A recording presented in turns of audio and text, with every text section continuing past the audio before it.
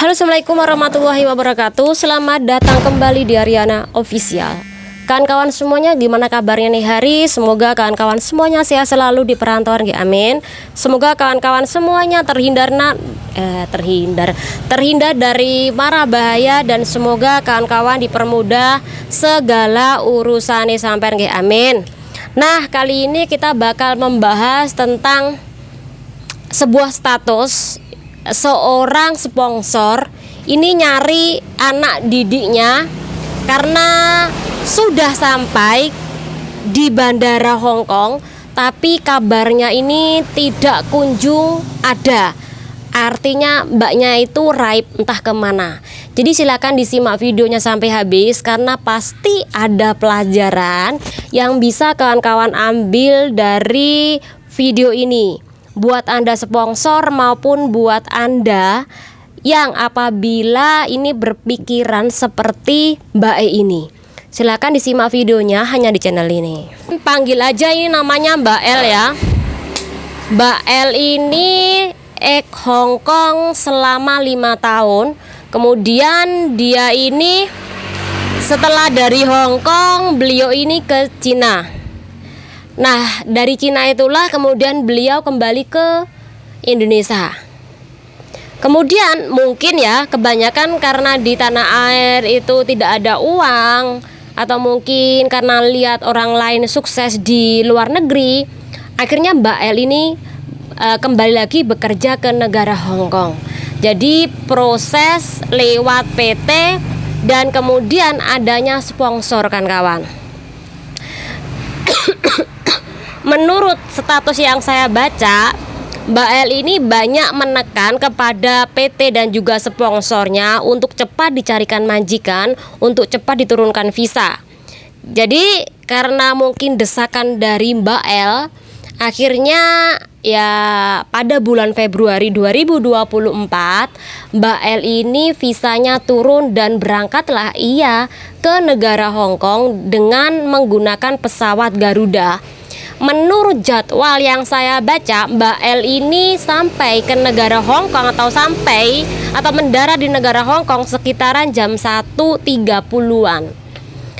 Jadi pada waktu itu ditunggu jam 1.30-an tidak ada kabar dari Mbak L. Kemudian dari pihak agensi sendiri tentu mencari Mbak L, telepon ke PT, telepon ke sponsor. Sebenarnya anaknya di mana ini? Apakah anaknya belum berangkat, kok belum sampai, bla bla bla bla ya. Ya karena ditunggu-tunggu sampai lama nggak ada kabar, fix anaknya ini kabur. Nah, yang menjadi pertanyaan saya, mbaknya itu apakah benar kabur atau dia terculik, atau dia ini tersesat di jalan, atau dia yang terakhir parahnya adalah apakah mbaknya itu tersangkut garangan. Nah, kita tidak tahu kan kawan. Jika menurut kawan-kawan yang benar ini yang mana? 1, 2, 3 atau 4? Tercantol garangan, kemudian tersesat, terculik, atau memang sengaja kabur? Silahkan komen. Oke, ini Mbak L ya. Menurut status salah satu dari sponsor, Mbak L ini katanya kabur. Dan di saat itulah kita tahu bahwa kejadian seperti ini memang ada juga. Setelah sampai ke negara Hong Kong untuk bekerja, Mbak E itu kabur. Tapi ada yang sengaja kabur, kemudian proses kembali ke Cina atau ke Makau, bahkan ada yang memang dengan sengaja ini melakukan OS di negara Hong Kong. Padahal jelas-jelas visanya sudah turun dan belum memulai kerja di tempat majikan. Apakah majikannya nggak baik? Apakah majikannya baik? Kan nggak tahu kan. Siapa tahu nggak usah kabur, nggak usah OS, majikannya baik dan nambah gajinya dia. Jadi mbaknya itu belum berjuang tapi sudah kalah duluan nih kan kawan. Oke, karena adanya status tersebut ada respon dari salah satu PMI Hong Kong juga yang bilang bahwa beliau ini mengenal Mbak L. dulu pernah ditolong, bahkan pernah pinjam uang, pernah dikasih makan, pernah dikasih tempat tidur, tapi ternyata membohongin. Dan dulu dia juga pernah bekerja ke negara Cina, kemudian kerja di majikan selama 2 minggu juga kabur. Jadi mbaknya ini terbiasa kabur-kaburan kan kawan, dan gak cocok kerja ke luar negeri. Karena apa, niat dari awal itu sudah tidak baik, suka kabur-kaburan dan suka OS. Jadi kalau nanti ke depannya Anda sponsor atau agensi atau PT yang apabila anak didik asuhe sampean atau anak asuhe sampean ini kabur, maka yang harus Anda lakukan adalah segera melapor ke polisi. Karena ketika Anda melapor ke polisi, itu hari juga ini kepolisian pasti bakal mengkonfirmasi ke imigrasi perbatasan Makau atau Cina bahwa anak ini kabur. Jadi sewaktu-waktu apabila Mbak L ini pergi ke Makau atau ke Cina, ini sudah masuk ke daftar orang hilang, Mbak. Jadi itu saran saya. Jadi dia tidak bisa bekerja ke Makau, dia tidak bisa bekerja ke Cina. Sudah ada laporan, dipastikan bahwa lain kali ke depannya kalau sampai proses ke negara Hong Kong ini itu sudah tidak bisa kan kawan. Jadi usahakan untuk mematikan atau untuk mengunci dia atau mengunci Mbak L ini, yaitu caranya adalah melaporkan. Dan ketika dilaporkan, jadi dia tidak bisa kemana-mana.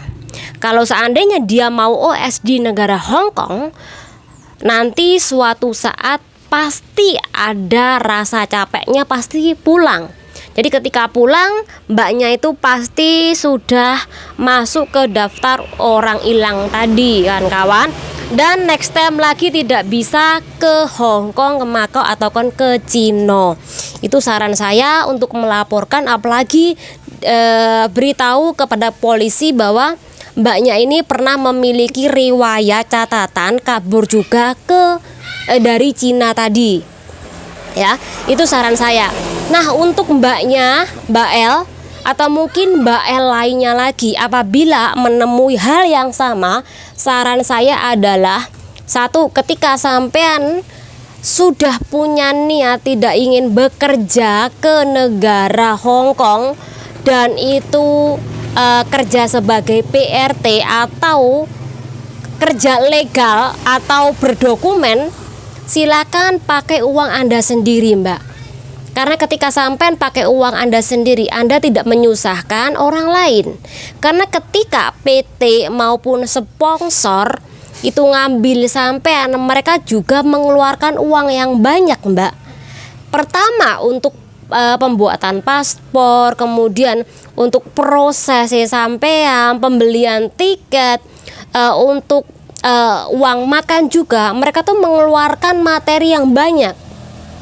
Apalagi kalau sampai sampean gagal atau mungkin kalau sampai sampean nipu sponsor, secara otomatis sponsor ini juga dimarahin sama pihak PT kan kawan. Jadi dalam hal ini bagi Mbak L ataupun Mbak L lainnya lagi, kalau sampean punya niat tidak baik untuk kabur di negara Hong Kong, sejak awal itu mulailah nabung sejak dini, kemudian silakan menjadi turis ke negara Hong Kong, baru sampean OS. Itu tidak masalah. Karena apa? Anda tidak merugikan banyak orang, Anda tidak menggunakan banyak materi orang, cukup Anda sendiri. Jadi jangan merugikan. Kalau sudah sejak awal niat sampean pengen kabur.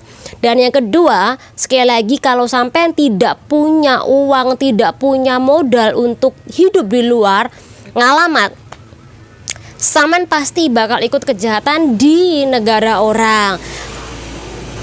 Jualan narkoboy, jualan diri, atau sampean bakal ikut jaringan pencucian uang, bahkan sampean juga ikut jaringan kejahatan lainnya.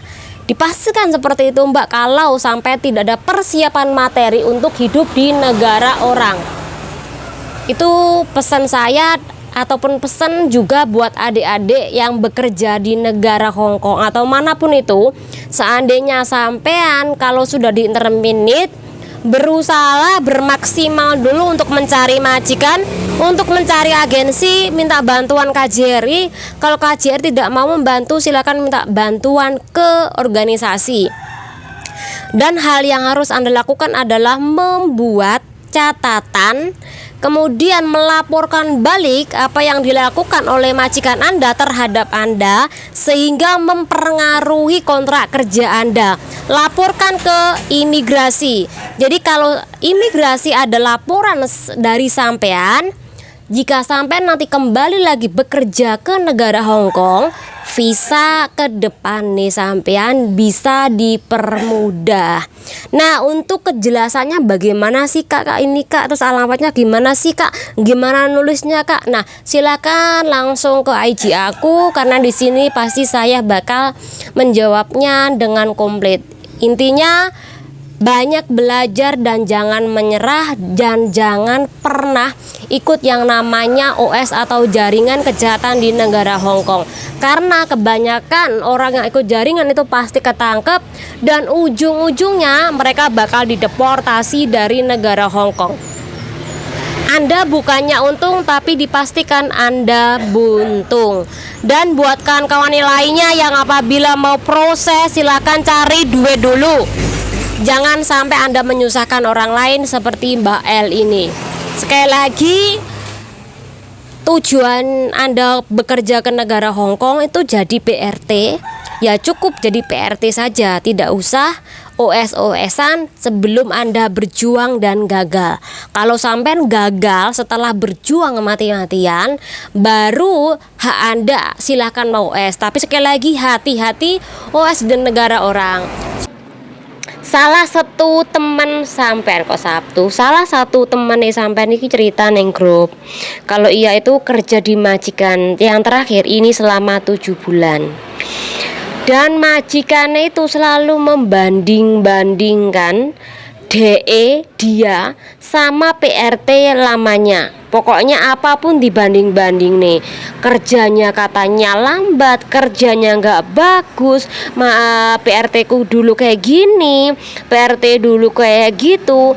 Kalau dibanding-banding nih doang itu tidak masalah kan kawan. Tetapi bagaimana ketika majikan tersebut itu bangun tidur udah bacot, cerewet, ini itu salah, marah-marah, mau ke toilet, mau jatnya, mau gosok gigi marah, terus keluar dari toilet melanjutkan kemarahan lagi, kemudian mau pergi juga bacot lagi, marah-marah, bahkan ketika pulang dari pergi ini tetap aja marah.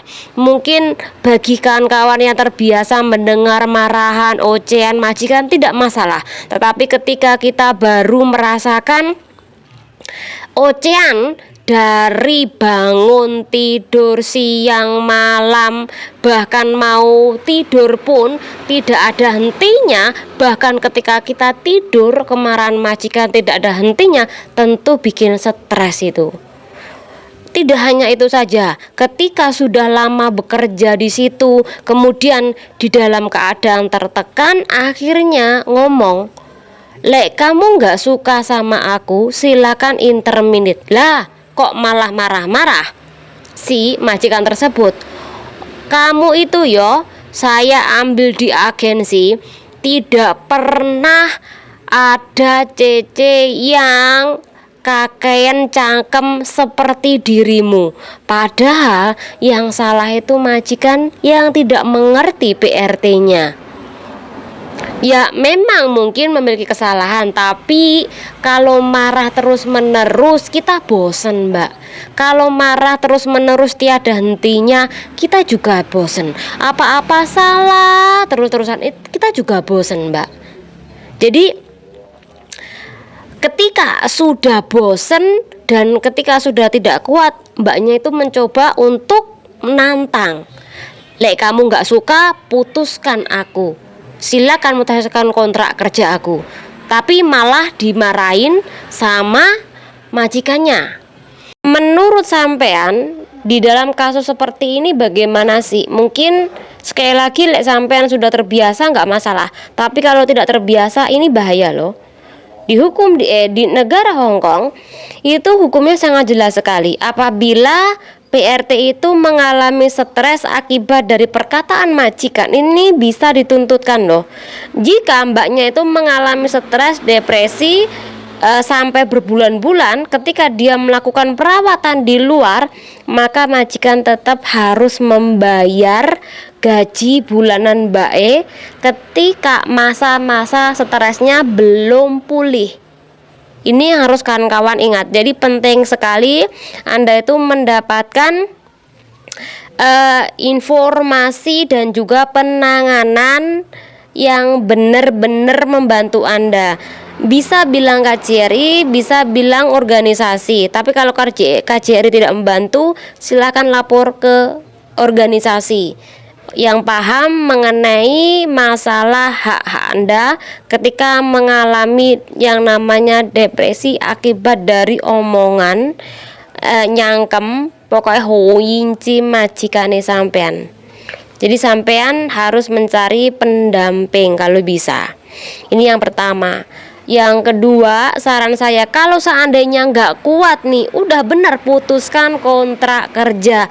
Tetapi jangan lupa mencari majikan lagi.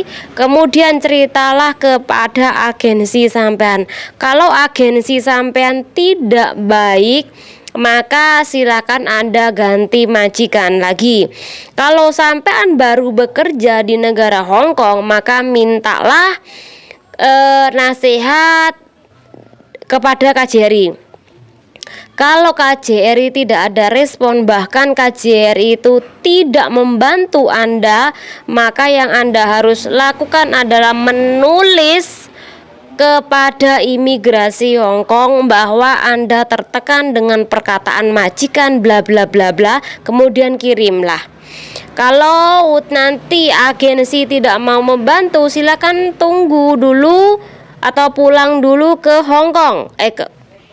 Atau Anda silakan pulang ke Indonesia dan kemudian silakan Anda bekerja lagi ke negara Hong Kong jika agensi Anda tidak membantu Anda.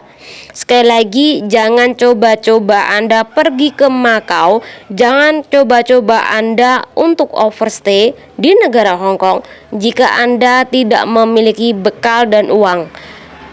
Apalagi kalau Anda tidak paham tentang kondisi apabila orang pekerja asing seperti kita ini melakukan overstay atau OS di negara Hong Kong. Jangan sekali-kali Anda ke Makau jika Anda tidak memiliki uang atau Anda tidak memiliki teman di sana yang menampung Anda untuk bekerja di Makau. Itu yang saya sarankan. Dan sekali lagi, lek sampean kuat, pertahanlah. Dan sambil bertahan Anda juga harus melakukan perlawanan. Masalah nanti sampai di interminate tidak masalah. Yang penting Anda melawan. Karena dengan melawan Anda akan lega hatinya. Ketika mereka memaki, ketika mereka marah, Anda melakukan perlawanan kembali, itu membuat Anda sedikit lega daripada Anda diam, simpen yang nantinya bisa artinya sampai duongkol, marah, dan bisa saja meledak sewaktu-waktu.